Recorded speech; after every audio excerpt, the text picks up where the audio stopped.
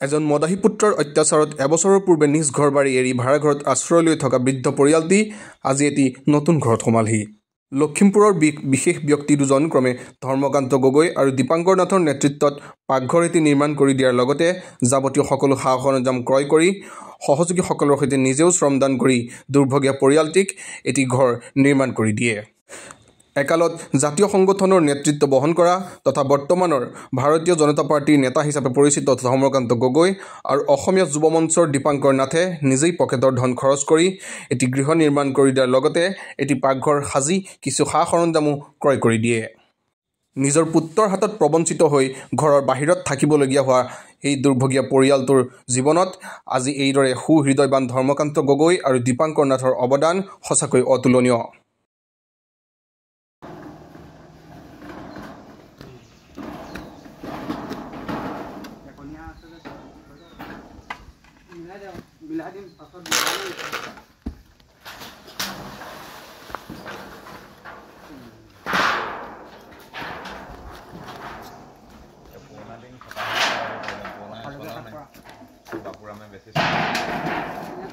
লাগিছিলে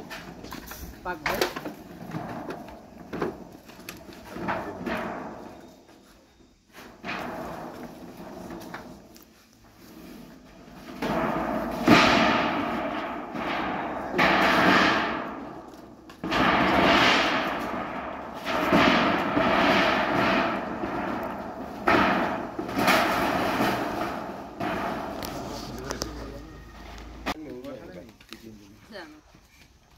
अभी आलू लाहे ला नमस्कार उनसे रुगुला जी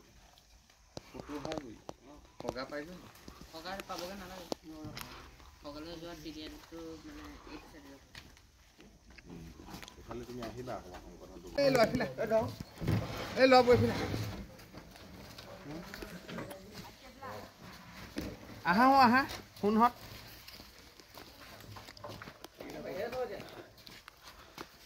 ক'ত যোৱা কি হল তোমাৰ তাৰ নহয় होगा से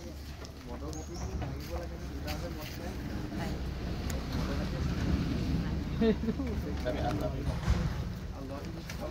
এফালে কি এখন ৰখালে লৈ যাওঁ নকিলা কেনেকৈ নামিব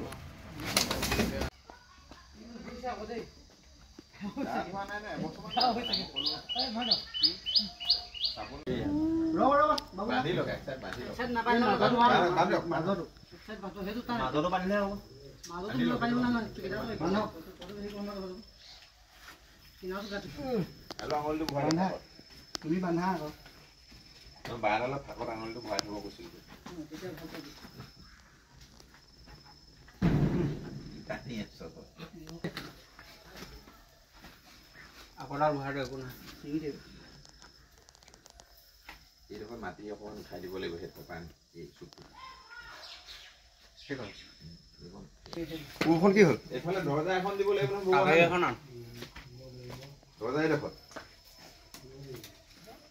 ৰহিমলা কোনফালে দৰ্জা দিব লাগিব এখন নাকাটো এইফালৰ পৰা ওলোৱা সেইখন ফিক্স কৰি দিয়ক এইখন এইডোখৰলৈকে কৰি এইডোখৰ আকৌ এখন ইয়াতো দিব লাগিব নহয় চাগে